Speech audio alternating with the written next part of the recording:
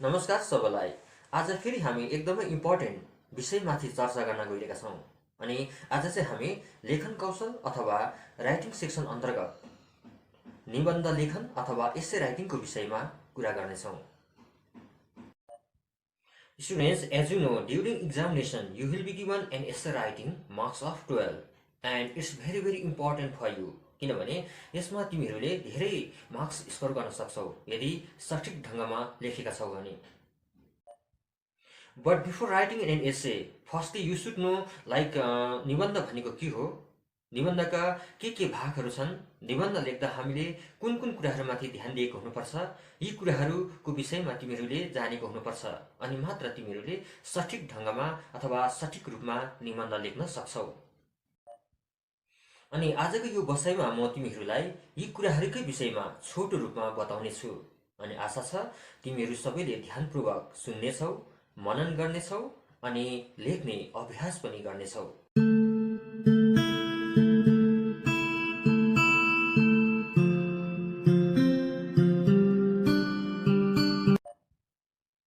Student, सबैभन्दा पहिला निबन्ध भनेको के हो भन्दाखेरि यसको उत्तरमा विभिन्न निबन्धकारहरूले आफ्नै प्रकारले परिभाषित गरेका छन्। त्योपट्टि नजाउँ, तर यति चाहिँ भन्न सक्छौँ कि साहित्यका विभिन्न विधाहरू जस्तै निबन्ध पनि एउटा प्रमुख विधा हो। वास्तवमा कुनै पनि विषयमाथि, कुनै पनि टपिक्समाथि स्वतन्त्र रूपमा गद्यात्मक ढङ्गमा लेखिएको साहित्यिक रचनालाई हामी निबन्ध भनेर भन्छौँ। स्टुडेन्ट्स, महाकवि लक्ष्मीप्रसाद देवकोटाले निबन्धको विषयमा आफ्नो विचार यसरी प्रकट गरेका छन्। उहाँले भन्नुभएको छ कि निबन्ध टेबुल गफ हो, चस्मादार अध्यापकको व्याख्यान होइन। उहाँको यो भनाइबाट हामीले के निष्कर्ष निकाल्न सक्छौँ भने कहिलेकाहीँ हामी आफ्ना साथीभाइहरूसँग टेबल वरिपरि बसेर गफ गर्छौँ, बातचित गर्छौँ अनि त्यति बेला हामीले आफ्नो साथीभाइहरूको अघि आफ्नो कुराहरू भन्दाखेरि कुनै त्यहाँ बन्देज हुँदैन, छेकाबार हुँदैन। स्वतन्त्र रूपमा हामीले निर्धक्कसँग हामीले आफ्नो कुराहरू आफ्नो साथीभाइहरूको अघि राख्न सक्छौँ। त्यस्तै निबन्ध लेख्दाखेरि पनि कुनै पनि विषयमाथि आफूले जानेको, सुनेको, देखेको अथवा अनुभव गरेको कुराहरूलाई हामीले स्वतन्त्र रूपमा व्यक्त गर्न सक्छौँ। स्टुडेन्ट्स, वास्तवमा निबन्ध भन्ने शब्द संस्कृत भाषाबाट नेपालीमा आएको हो।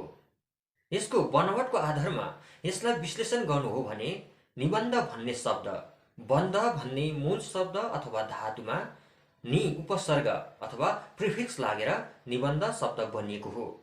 यसको शाब्दिक अर्थ हुन्छ केही कुराहरूलाई राम्रोसँग बान्नु, तर यहाँ डोरीले होइन, तर कुनै पनि विषयमाथि आफ्नो विचार, आफ्नो धारणा अथवा आफ्नो सोचाइलाई शब्द औ वाक्यको माध्यमबाट बान्नु अथवा प्रकाशन गर्नु बुझिन्छ।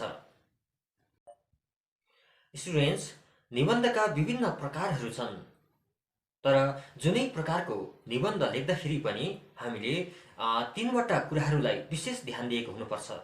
ती तीनवटा कुराहरू के हुन् भन्दाखेरि नम्बर 1 मा रहेको छ सामग्री अथवा मेटेरियल, नम्बर 2 मा रहेको छ शैली अथवा स्टाइल अनि नम्बर 3 मा रहेको छ भाषा अथवा ल्याङ्ग्वेज।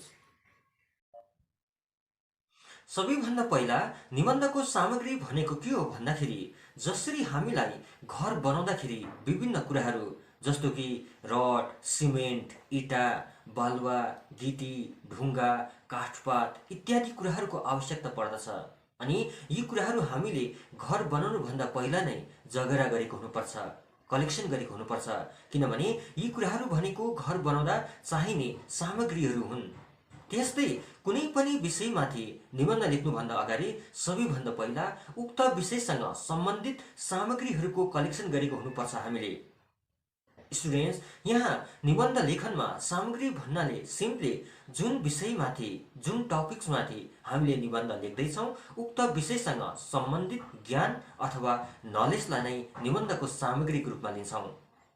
फर इक्जाम्पल, सपोज यदि हामीलाई पर्यावरणको संरक्षण भन्ने विषयमाथि निबन्ध लेख्नु परेको छ, यति बेला हामीलाई पर्यावरणको परिभाषा, पर्यावरणको संरचना अथवा पर्यावरण कसरी बनिएको हुन्छ, पर्यावरणबाट प्राप्त फाइदाहरू अनि पर्यावरणको महत्त्व इत्यादि इत्यादि विषयहरूमाथि जानकारी रहेको हुनुपर्छ। अनि यी कुराहरूलाई नै हामीले यसको सामग्रीको रूपमा लिन सक्छौँ। अब कुरा गरौँ निबन्ध लेख्दा ध्यान दिनुपर्ने अर्को महत्त्वपूर्ण कुरो, त्यो के हो भने शैली। स्टुडेन्ट्स, शैली भनेको स्टाइल अथवा ढङ्ग हो। हुन त जुनै पनि काम गर्दा हामीलाई ढङ्ग चाहिन्छ। ढङ्ग बिना काम गर्यौँ भने त्यो काम राम्रो हुँदैन अथवा त्यो काम बिग्रन्छ। जस्तो कि तिमीहरूले घरमा कुनै काम बिगार्दाखेरि तेरो त ढङ्गै छैन भनेर आमा बाबाले गाली गर्नुभएको त सुनेकै छ होला, होइन? त्यस्तै निबन्ध लेख्दा पनि ढङ्ग चाहिन्छ। अनि निबन्ध लेखनमा ढङ्ग अथवा शैली अन्तर्गत सठिक शब्दको प्रयोग, सठिक वाक्यको प्रयोग, उखान तुक्काको प्रयोग, अनुच्छेद अथवा प्याराग्राफ कसरी छुट्याउने इत्यादि कुराहरू आउँदछ। अब अन्तमा आउँछ भाषा। निबन्ध जुनै भाषामा लेखे तापनि भाषा शुद्ध हुनुपर्छ। स्पेलिङ अथवा हिज्जेहरू सठिक हुनुपर्छ। व्याकरणमा विशेष ध्यान दिएको हुनुपर्छ। पङ्क्चुएसनमाथि पनि ध्यान राखेको हुनुपर्छ।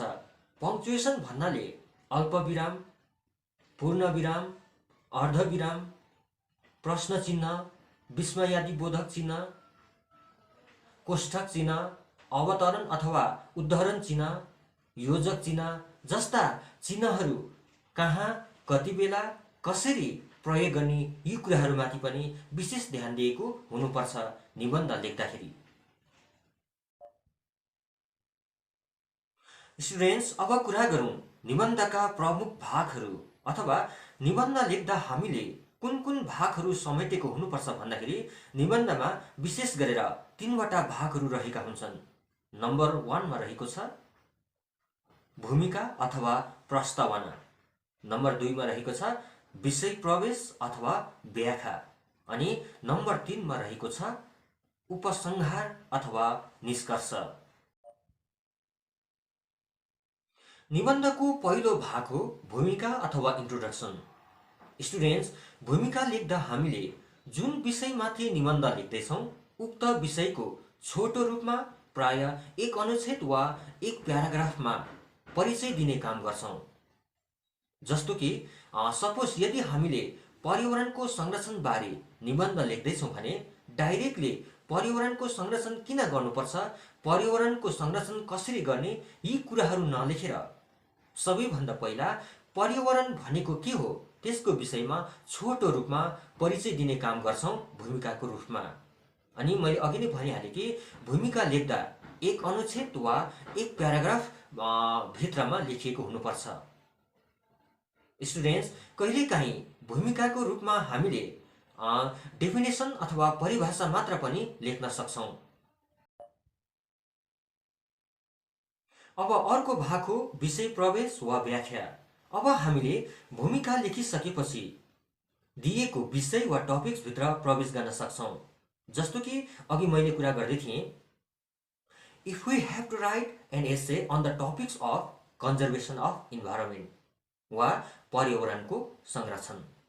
अब हामीले यो भागमा यी कुराहरूको उठान गर्न सक्छौँ कि पर्यावरणको संरक्षण किन गर्ने, कसरी गर्ने, पर्यावरणको संरक्षण गर्दा के हुन्छ, पर्यावरणको महत्त्व इत्यादि इत्यादि कुराहरू अथवा पर्यावरण संरक्षण बारे आफूले जानेका सबै कुराहरू प्याराग्राफमा छुट्याएर लेख्न सक्छौँ। स्टुडेन्ट्स, यहाँ तिमीहरूले एउटा विशेष कुरा के याद राख्नुपर्छ भने निबन्धको यो भाग अलिक लामो हुन्छ। यसैले यो भाग लेख्दाखेरि विभिन्न प्याराग्राफ अथवा अनुच्छेदहरूमा छुट्याएर लेखिएको हुनुपर्छ। अनि अनुच्छेद वा प्याराग्राफ छुट्याउने पनि आफ्नै नियम छ। जस्तो कि प्रत्येक अनुच्छेदको फर्स्ट लाइनमा केही स्पेस छोडेको हुनुपर्छ। जस्तो कि तिमीहरूले यहाँ देख्दैछौ, यहाँ प्रत्येक प्याराग्राफको फर्स्ट लाइनमा केही स्पेस छोडिएका छन्। In this way you have to leave some space at the first line of each paragraph. Okay. अब निबन्धको अन्तिम भाग हो उपसंहार वा निष्कर्ष। जसलाई हामीले इङ्ग्लिसमा कन्क्लुजन भनेर भन्छौँ। जस्तो कि हामीले कविताहरू पढ्छौँ, लामो कथाहरू पढ्छौँ, उपन्यासहरू पढ्छौँ, तर ती कथाहरू पढ्दा, ती उपन्यासहरू पढ्दा सबै कुराहरू याद गर्दैनौँ, याद गर्न सक्दैनौँ पनि। केवल त्यसको सारांश अथवा समरी मात्र याद गर्छौँ। त्यस्तै निबन्धको उपसंहार भनेको पनि निबन्धको सार तत्त्व हो, अथवा निबन्धको उपसंहार लेख्दाखेरि भूमिका औ विषय प्रवेशमा लेखिएका कुराहरूको निचोडलाई नै एक अनुच्छेद अथवा एक प्याराग्राफमा लेखिएको हुनुपर्छ। स्टुडेन्ट्स, यसरी निबन्ध लेख्दा यी तीनवटा भागहरू समेटेर लेखिएको हुनुपर्छ। Beside this, one more thing, इक्जामको समयमा तिमीहरूलाई यी प्रत्येक भागहरूको लागि अलग अलग मार्क्स दिएको हुन्छ। जस्तो कि भूमिका लेखनमा 2 मार्क्स, विषय प्रवेशको लागि 6 मार्क्स, उपसंहारको लागि 2 मार्क्स अनि शब्द सीमा अथवा वर्ड लिमिटेसनको लागि 2 मार्क्स दिएको हुन्छ। यहाँ शब्द सीमा भन्नाले सीबीएसई बोर्डको इक्जाममा तिमीहरूले you have to write an essay within 250 words, त्यसैलाई नै शब्द सीमा भनिएको हो। अनि अर्को कुरा, सीबीएसई बोर्डको इक्जाममा तिमीहरूलाई निबन्ध लेखनमा 3वटा टपिक्स दिएको हुन्छ। अनि टपिक चयन गर्दा पनि तिमीहरू एकदमै होशियारी हुनुपर्छ मानसिक रूपमा। 3वटा टपिकहरू मध्ये यो टपिकमाथि चाहिँ राम्रोसँग लेख्न सक्छु भन्ने जब आफूलाई विश्वास हुन्छ, अथवा जुन टपिकमाथि तिमी पूर्ण रूपमा कन्फिडेन्ट छौ, त्यो टपिकलाई नै तिमीले चयन गर्नुपर्छ। अनि टपिक चयन गरिसकेपछि उक्त टपिक अथवा शीर्षकलाई सबैभन्दा पहिला पेपरको टपमा, बेस भागमा सुन्दर हस्ताक्षरमा लेख्नुपर्छ। यी कुराहरूलाई पनि ध्यानमा राखेर तिमीहरूले अहिलेदेखि नै प्र्याक्टिस गर्नुपर्छ, स्टडी गर्नुपर्छ। किनभने एकै दिन मात्र प्र्याक्टिस गरेर अथवा इक्जामको टाइममा मात्र प्र्याक्टिस गरेर हामीले कदापि सुन्दर ढङ्गमा निबन्ध लेख्न सक्दैनौँ। यसको लागि निरन्तर अभ्यास, चिन्तन, मनन औ अध्ययनको खाँचो पर्दछ।